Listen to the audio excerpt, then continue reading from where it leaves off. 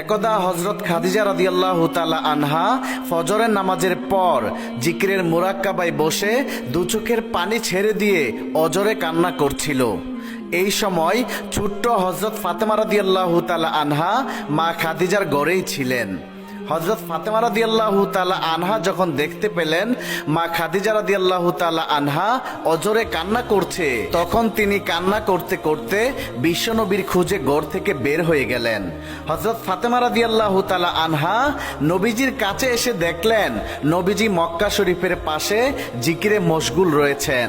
তখন ফাতেমা রাদিয়াল্লাহু তাআলা আনহা কেঁদে কেঁদে নবীকে বললেন, আব্বা, ও আব্বা, আপনি এক্ষুনি বাড়িতে চলুন, আমার আম্মাজান কেন জানি অজরে কান্না করছে।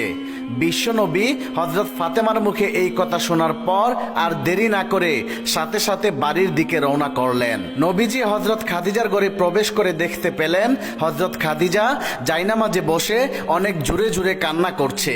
তখন বিশ্বনবী হযরত খাদিজা রাদিয়াল্লাহু তাআলা আনহাকে জিজ্ঞেস করলেন, ও খাদিজা, তুমি কি খুব পেরেশানির মধ্যে আছো?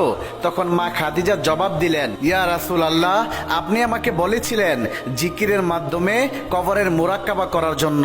আমি কবরের মুরাক্কাবা করতে গিয়ে বুঝতে পারলাম কবরের মতো নির্জন ভয়ঙ্কর জায়গা দুনিয়ার কোথাও নেই। এটা এমন এক জায়গা যেখানে কেউ কারো খবর নিতে পারে না। দুনিয়াতে আমি যদি কোনো অসুস্থতায় পড়ে যাই, তখন আমার আত্মীয় স্বজনরা আমার কাছে এসে জিজ্ঞেস করে আমি কেমন আছি, তারা আমার খোঁজ খবর নেয়, আমার যত্ন করতে পারে। কিন্তু কবর এমন এক জায়গা যেখানে কে কি অবস্থায় আছে দুনিয়ার কারো পক্ষেই তার খোঁজ নেওয়া সম্ভব না। ওই কবরও যে কত ভয়ঙ্কর আযাব হবে তা কেউ বুঝতেও পারবে না। কিন্তু হায় রে, আমি তো ওই কবরের কোনো পুঁজি করতে পারলাম না, আমি তো আমার মাবুদ মাওলার ইবাদত করতে পারলাম না। ইয়া রাসূলুল্লাহ, আপনি বলেন না আমার মাবুদ মাওলা কি আমার ওই কবরে আমার খবর লইবেন? তখন আমার নবী বললেন, খাদিজা, তুমি এমন করে আর কেঁদো না। তোমার কান্না দেখে আমার কলিজার টুকরা মেয়ে ফাতেমাও কান্না করছে। খাদিজা, তুমি তো জানো আমি আমার কলিজার টুকরা মেয়ে ফাতেমার কান্না সহ্য করতে পারি না। তখন খাদিজা রাদিয়াল্লাহু তাআলা আনহা বললেন, ইয়া রাসূলুল্লাহ, আপনি আমার জন্য দোয়া করুন যাতে আমি এই কান্না অবস্থায় কবরে যেতে পারি। তখন বিশ্বনবী বললেন, খাদিজা, আমি তোমার জন্য আল্লাহর দরবারে দোয়া করব যাতে তোমার কবরে আল্লাহ সবকিছু সহজ করে দেন।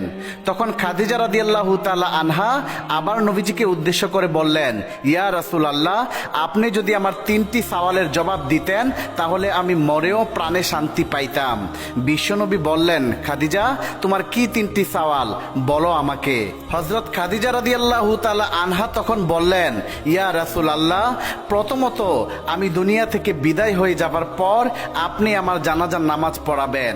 দ্বিতীয়ত আমাকে কবরে রাখার আগে আপনার গায়ের জামা আমাকে পরিধান করিয়ে দিবেন, যাতে করে কবরের দুপাশের মাটি আপনার জামার বরকতে আমাকে চাপ দিতে না পারে। তৃতীয়ত আমাকে কবরে রাখার পর যখন সবাই চলে যাবে তখন আপনি আমার কবরের পাশে দাঁড়িয়ে থাকবেন, কেননা মুনকার নকিরের ভয়ঙ্কর রূপ দেখে হয়তো আমি বেহুশ হয়ে যেতে পারি। তখন হয়তোবা আমি জবাব দিতে ভুল করতে পারি।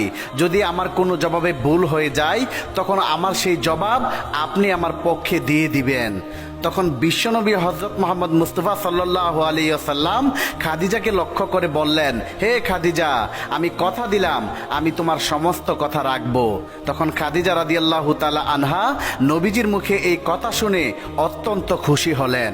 মা খাদিজা রাদিয়াল্লাহু তাআলা আনহা বুঝতে পারলেন যে তার হয়তো আর বেশি সময় নেই, হয়তো অল্প সময়ের মধ্যেই আল্লাহর ডাকে সাড়া দিয়ে তাকে এই দুনিয়া ছেড়ে পরলোক গমন করতে হবে। যেখানে রাজা, বাদশাহ, ফকির, ধনী সকলেই গিয়েছে, কেউ এই দুনিয়াতে থাকতে পারে নাই, তাকেও চলে যেতে হবে। তখন খাদিজা রাদিয়াল্লাহু তাআলা আনহা বিশ্বনবীকে কাছে ডেকে বললেন, ইয়া রাসূলুল্লাহ, আমার মনে হয় আমি অল্প সময়ের মধ্যেই এই দুনিয়া ছেড়ে চলে যাব। ওগো আমার প্রাণের স্বামী, কিয়ামতের আগে আপনার সাথে আমার আর দেখা হবে না। আমি দীর্ঘ 25 বছর আপনার সাথে ছিলাম। এই সময় অনেক ভুল ত্রুটি আপনার কাছে করেছি, আপনি আমাকে নিজ গুণে ক্ষমা করে দিবেন। আর আমার কলিজার টুকরা মেয়ে ফাতেমাকে আল্লাহর কাছে সুপর্দ করে গেলাম, আপনি তার দিকে দৃষ্টি রাখবেন। এই সময় হযরত খাদিজার কথাগুলো শুনে বিশ্ব নবীর চোখ দিয়ে পানি গড়গড় করে পড়ছিল। নবীজি বারবার রুমাল দিয়ে তার চোখের পানি মুছতেছিল। তখন নবীজি খাদিজাকে বলল, ও খাদিজা, তোমার কি খুব কষ্ট হচ্ছে? তখন খাদিজা রাদিয়াল্লাহু তাআলা আনহা বললেন, হ্যাঁ প্রিয়। তখন নবীজি বললেন, খাদিজা, তোমার এই কষ্টের বিনিময়ে আল্লাহ তোমাকে অনেক বেশি পুরস্কার দান করবেন। হে খাদিজা, জেনে রাখো, বেহেশতের মধ্যে তোমার জন্য আল্লাহ রব্বুল আলামিন বিশেষভাবে বালাখানা তৈরি করে রেখেছেন। আর তুমি যখন এই দুনিয়া ছেড়ে ওই দুনিয়ায় গমন করবে, তখনই তুমি জান্নাতের মধ্যে গিয়ে দেখতে পাবে তোমার জন্য সেখানে অপেক্ষা করছে বিবি মরিয়ম, বিবি হাজেরা, বিবি সারা এবং বিবি আসিয়া। তুমি তাদের সাথে গিয়ে সাক্ষাৎ করবে। তুমি জীবনের শেষ মুহূর্তে আরো একবার প্রাণ ভরে কালেমা পাঠ করো। তখন খাদিজা রাদিয়াল্লাহু তাআলা আনহা প্রাণ ভরে কালিমা পাঠ করলেন, লা ইলাহা ইল্লাল্লাহু মুহাম্মাদুর রাসূলুল্লাহ। সঙ্গে সঙ্গে হযরত খাদিজা রাদিয়াল্লাহু তাআলা আনহার পবিত্র আত্মা ইহলোক ত্যাগ করে আল্লাহর জান্নাতে চলে গেল। ইন্না লিল্লাহি ওয়া ইন্না ইলাইহি রাজিউন। বিদায়ী কালে হযরত খাদিজা রাদিয়াল্লাহু তাআলা আনহার বয়স হয়েছিল 85 বছর।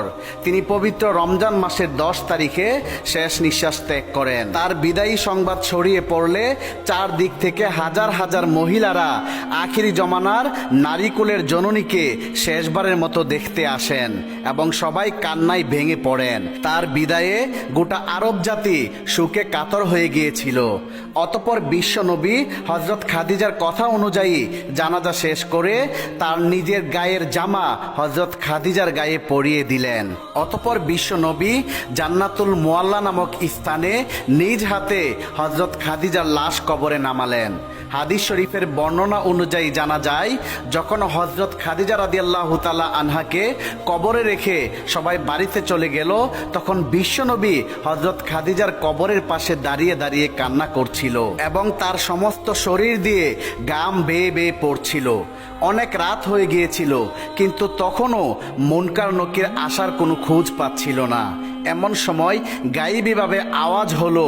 আল্লাহ রব্বুল আলামিন বিশ্বনবীকে বলতে লাগলেন, হে আমার প্রিয় হাবিব, আপনি এত রাত পর্যন্ত এখনো খাদিজার কবরের পাশে দাঁড়িয়ে দাঁড়িয়ে কান্না করছেন কেন?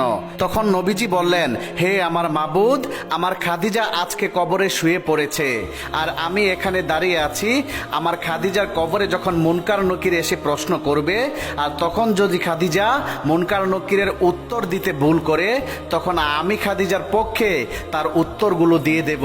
এই জন্য আমি এখনো এখানে দাঁড়িয়ে আছি। হে রব্বুল আলামিন, কিন্তু এখনো মুনকার নকিরের কোনো খোঁজ পাচ্ছি না।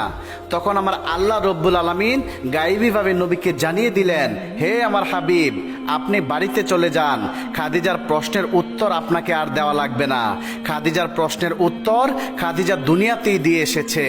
আমার খাদিজা দুনিয়াতে কবরের ভয়ে কান্না করে চোখ ভিজিয়েছে। খাদিজা কবরের আযাব এবং সমস্ত কিছুকে বিশ্বাস বুকে ধারণ করে কবরের জন্য, কবরের ভয়ে সে নিয়মিত কান্না করত। আমার খাদিজা দুনিয়ার সমস্ত কাজকর্ম ফেলে আমি আল্লাহ রব্বুল আলামিনের ইবাদতে মশগুল থাকতো। হে আমার বন্ধু হাবিব, আমার যে বান্দা বান্দিরা দুনিয়াতে আমার কবরকে বিশ্বাস করে, কবরের আযাবকে বিশ্বাস করে 2 ফোঁটা চোখের পানি ফেলে আসবে, তার জন্য আমি কবরের আযাব মাফ করে দেব। ও আমার প্রিয় হাবিব, আপনি আর বিচলিত হবেন না, আপনি বাড়ি ফিরে যান।